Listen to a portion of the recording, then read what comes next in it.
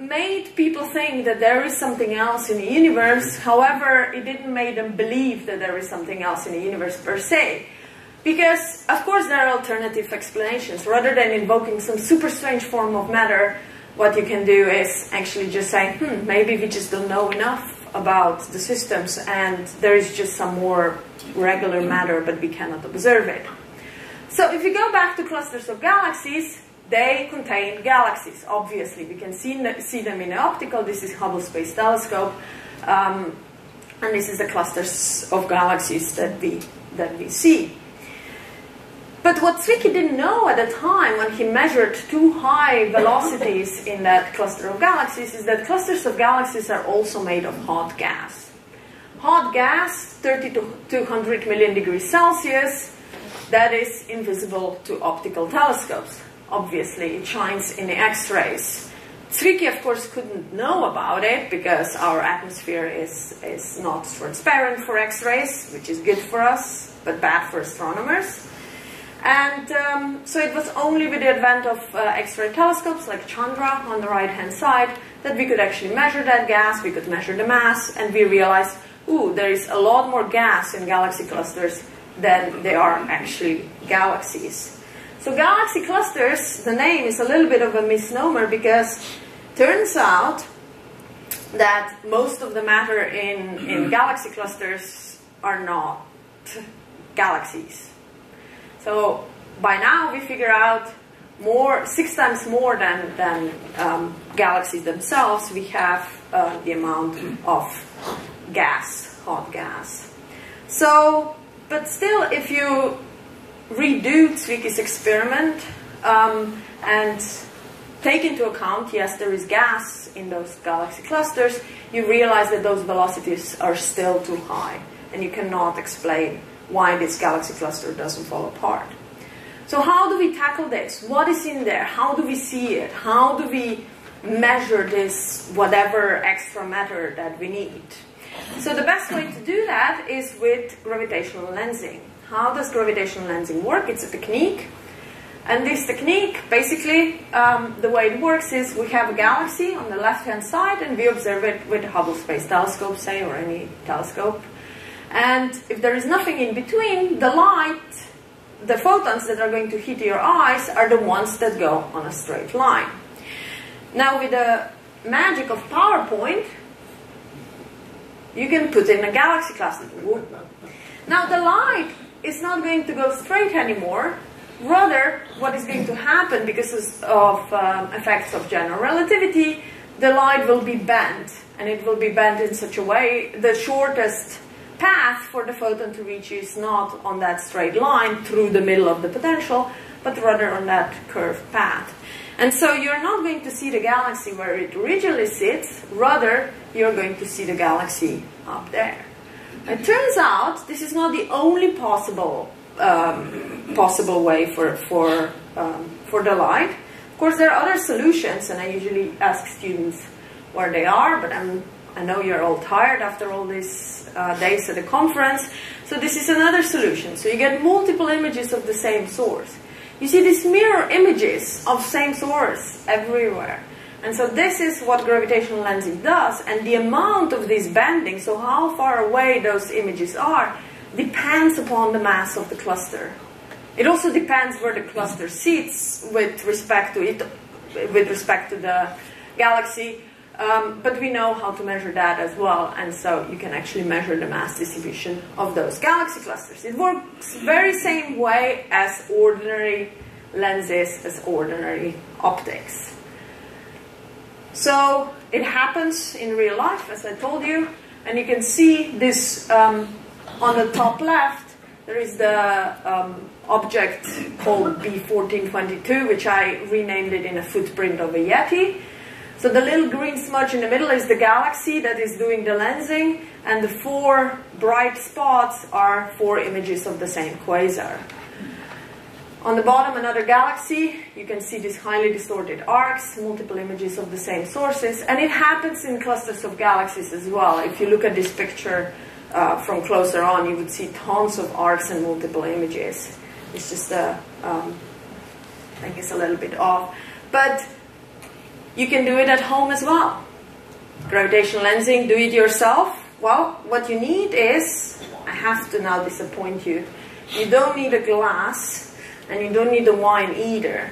The only thing you really need is the bottom of the glass. You need the stem of the glass. And if you take a candle and you look at a candle through the stem of the glass, you will see these rings. So you saw a partial ring before. You see the rings, you see this double image on the bottom right-hand side. And you see the quadruple image on the top right-hand side. 1, 2, 3, and the fourth one is actually behind. And you can see all these configurations. Why is that? Because the glass has the same refractive properties as the massive object that is bending the light. This shape makes it such that this looks like gravitational lensing. But so let's go back to the bullet cluster. The bullet cluster is a very special cluster of galaxies, and the reason why it's very special is because you can see, sort of see on this image, that you see all these orange galaxies, they belong to the cluster, but maybe you can pick out there is not just one big clump of orange galaxies, but you have two clumps. So you have two clusters, two galaxy clusters sitting right next to each other.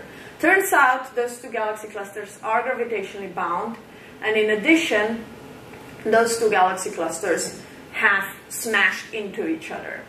So now you have the optical image again, and what I overlaid in red shade is the Chandra image. So this is tracing the hot gas. So now I have these two galaxy clusters full of galaxies. They smash with enormous energy, actually. These are the most energetic events since the Big Bang, is this collision of that galaxy cluster. Galaxies themselves are so rarely distributed. This is a huge space. You have to imagine this big thing, and then you have a couple of little peppercorns in there, maybe 10, maybe hundreds. And then when you smash this big thing with a couple of peppercorns and another big thing with a couple of peppercorns, those peppercorns don't touch each other. They don't collide at all. So galaxies are effectively collisionless, we call them. So they smashed through each other and they went straight through, and you can see them after the collision. Gas, on the other hand, it's a plasma, so there is a lot of interaction, a lot of stirring, heating up, things like that. Gas slows down, and so we see the gas smack in the middle. Gas slows down after the collision. So gas is collisional, and galaxies are collisionless. And this is giving us, so now the question is, what has happened to whatever extra material that we need for this cluster to exist? You can look at this cluster and realize, and measure the velocities and realize, oh, it's still too, you need more matter than what you can see. If you include gas and galaxies, is not enough. And so, oh, this is the, by the way, this is the collision course, so this is approximately how the little one plunged through the big galaxy cluster. And it's basically like surfing or snow plowing through the universe. It's not exactly the right analogy, although I like to make it because it's just makes you understand why there is this shock that you actually cannot see the shock, but you see the cold front, as we call it. Why is this thing shaped like this? And it's basically just like bullet hitting through an ambient medium. It's a supersonic collision as well. It's a Mach 3 collision that we are looking at here. And so we have a supersonic collision, looks like a bullet flying through the air, and that's why the name, the bullet cluster. But I'm not a military person, so I prefer surfing or skiing too. But nobody listens. Anyway, it's not a good analogy anyways. But this is the bullet cluster, and it turns out it collided in a plane of the sky at a very high speed. And turns out these were two very regular clusters, so you know there is some invisible form of matter, and now the question is, where is this invisible form of matter? What did it happen with the collision? And so you can start to study properties of this matter. So this was amazing, so we went with gravitational lensing and got the following results. So on the top of optical image, you see the galaxies, you have the gas. Now in blue shade is the total matter.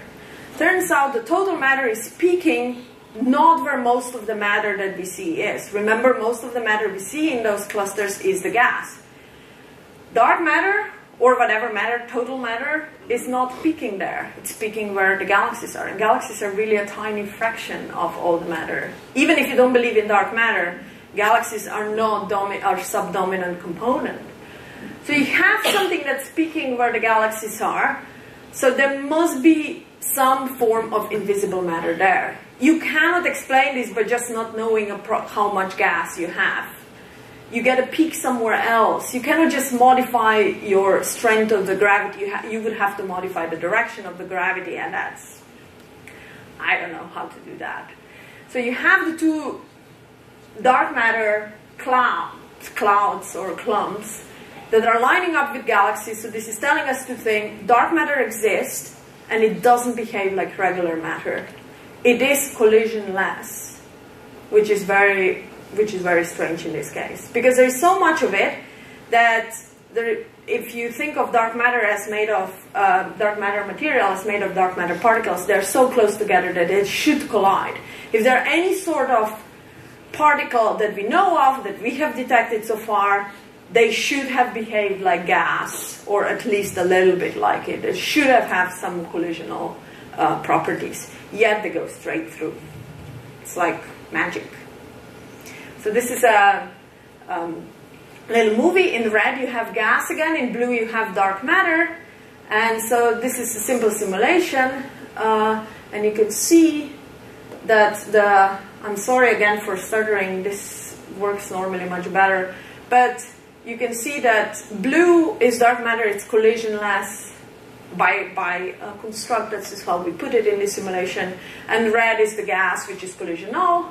And you can see that the end result matches the observations pretty well. So this is telling us dark matter is collisionless. Just how collisionless? Well, you can actually calculate that. If somebody is interested, I can tell you all about it afterwards. But just for now, look at how are we doing on time, actually? We have about 5 more minutes. Oh, so just look at the red number. And look at the constraint that is there. So sigma over m, scattering cross-section per unit mass, is 0.7 centimeters squared per gram, which, like that, is a great number. When you convert it into something that particle physicists know, it's 1.3 barns per GeV, which is sort of nuclear physics cross-section. So we are not constraining really the right part of parameter space, and our next speaker is probably going to show you all the plots with picobarns and stuff. But bear in mind, this is the only way to really do dark matter scattering cross-section. What the direct experiments do is and also what LHC is going to do is dark matter baryon type cross-section. So this is really the only way to measure how much dark matter with dark matter interacts. And so, of course, at the end of the day, you have this constraint and you want to improve it, and in addition, you want to show that this was not a freak case, but that you can repeat the experiment. Astronomers cannot just go and say,